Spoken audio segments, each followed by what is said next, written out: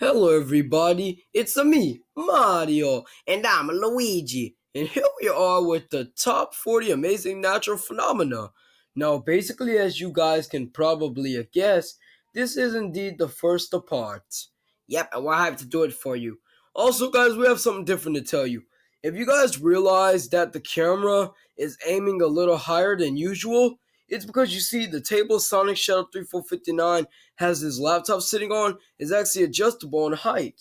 So last time it was actually low to the ground, which is why you guys could probably see barely most of the stuff. But now you should be actually able to see nothing but the white background, as well as the poster and everything else that came with it. But anyways, we're not here to talk about all that. We're here to get into this video, and we're going to 30 for this the first part. So let's go. Nature has helped produce some stunning wonders around the world. Okay. Every year, various human activities and natural phenomena cause environmental disasters and substantial economic losses throughout the world. Okay. Despite this dark side, there's something fascinating about the power of nature and its impact. Don't expect to find the very popular Aurora Borealis or fire rainbows listed here. Man. This list is to present some of the most amazing natural phenomena, ranging from common ones to ones that are less known to the public. Well, that sounds that's cool, actually. Yeah, top 40 amazing natural phenomena. Number 40. Hair ice. Hair ice. Hair ice, also known as ice wool, is a type of ice that forms on dead wood and takes the shape of fine, silky hair. It's somewhat uncommon and has been reported mostly at latitudes between 45 and 55 degrees north in broadleaf forests. They can maintain their shape for hours, sometimes days. This long lifetime indicates that something is preventing the small ice crystals from recrystallizing into larger ones. Since recrystallization normally occurs very quickly at temperatures near 0 degrees Celsius. The hairs appear to root at the mouth of wood rays, and their thickness is similar to the diameter of the wood ray channels. A piece of wood that produces hair ice once may continue to produce it over several years. Researchers have said the reason why it took almost 100 years to confirm this was because hair ice is a somewhat rare and fleeting phenomenon.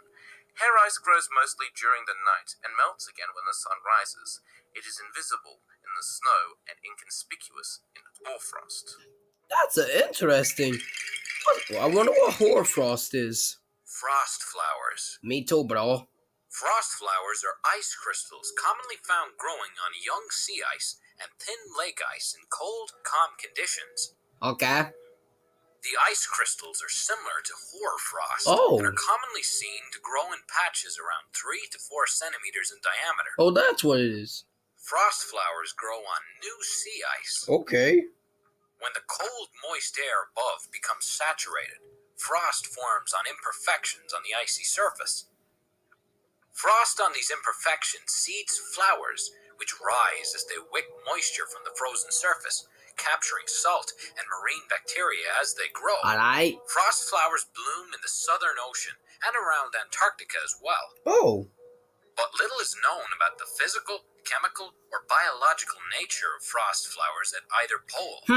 Scientists have learned to grow frost flowers in a freezer lab at the University of Washington to learn more about how these stunning structures form and interact with the environment. In general, frost flowers only form in relatively windless conditions. Alright then, 38. Penitentes. Oh. Penitentes are beautifully sculpted snow formations found at high altitudes. They take the form of tall, thin blades of hardened snow or ice, closely spaced with their sharp curves oriented towards the general direction of the sun. These frozen pinnacles grow all over glaciated and snow-covered areas in the dry Andes, above 4,000 meters or 13,120 feet. They range in size from a few centimeters to over 5 meters or 16 feet tall. They form when the sun's rays turn snow directly into water vapor without melting at first. A process called sublimation. An initially smooth surface later develops depressions as some regions randomly sublimate faster than others. The curvatures then concentrate on sunlight and speed up sublimation in the depressions, leaving the higher points behind as forests of towering spikes. That's really cool. Yeah, no joke, bro. 37. Snow rollers. Snow rollers? Snow rollers are formed when a thick layer of snow falls on top of a layer of ice. If the temperature and the wind speed are right, chunks of snow can break loose and start rolling. Like tumbleweeds? As they're blown along the ground like wintry tumbleweeds, they pick up additional snow along the way. Oh. The inner layers are often weaker and less compact, allowing them to be blown away easily by the wind, leaving a large, naturally formed snow donut. Well. Because of the precise temperature and wind speeds required to create this effect, snow rollers are a rare sight. They are? But have made headlines with their appearances in parts of North America and the UK. Oh. Unlike snowballs made by people, snow rollers are typically cylindrical in shape and are often hollow, since the inner layers, which are the first layers to form, are weak and thin compared to the outer layers and can be easily blown away, leaving what looks like a donut or a Swiss roll. Oh. Okay, 36. Yep. Red tides. Oh. Red tides are a phenomenon caused by large algal blooms, when colonies of algae reproduce so numerously that they discolor coastal waters. They are also known to deplete oxygen in the waters and/or release harmful toxins that may cause illness in humans as well as other animals. Okay. Red tide is a global phenomenon. However, since the 1980s, harmful red tide events have become more usual and widespread. Oh. While many people call these blooms red tides, Yeah. scientists prefer the term harmful algal blooms. Oh. They have been reported in every U.S. coastal state, and their occurrence may be on the rise. Red tides are of national concern because they affect not only the health of people and marine ecosystems, but also the health of local and regional economies. Oh, A man. small percentage of algae, however, produce powerful toxins that can kill fish, shellfish, mammals, and birds, and may directly or indirectly cause illness in people. When masses of algae die and decompose, the process can ruin the habitat, causing the water to become so low in oxygen that animals will have to leave the area. Yo, I know y'all saw at the beginning of this video that the screen was dark and we brightened it up, but we apologize for that. Striped icebergs, Antarctica. These strangely clothed icebergs are formed when large blocks of ice break off from a glacier's ice shelf and float into open waters. Because this ice is formed from seawater that contains organic matter and minerals, it washes a variety of color and texturing into the iceberg. Oh. As the bergs become fragmented and sculpted by the wind and waves, the different colored layers can develop striking patterns.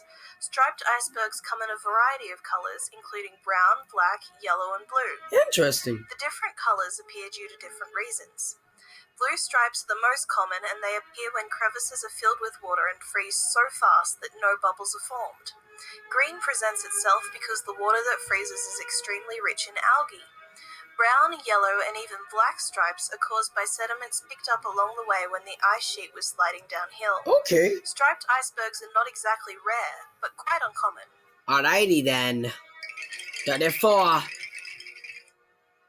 Ice fumarole, Arctic. A normal fumarole is a vent that protrudes from the ground, allowing steam from volcanoes to escape out into the open. An ice fumarole is so cold that steam particles freeze upon contact with the outside air. Hundreds of icy towers are created by the natural contrasting hot and cold environment of Antarctica. As the heat from volcanoes melts the snow above, creating a deep cave, the rising steam instantly freezes as it meets the sub-zero temperatures. Okay. As the steam continues to climb and freeze at the top, the spiky towers continue to grow. Some of these icy stacks stand up to 60 feet high. Many ice fumaroles form around Mount Erebus.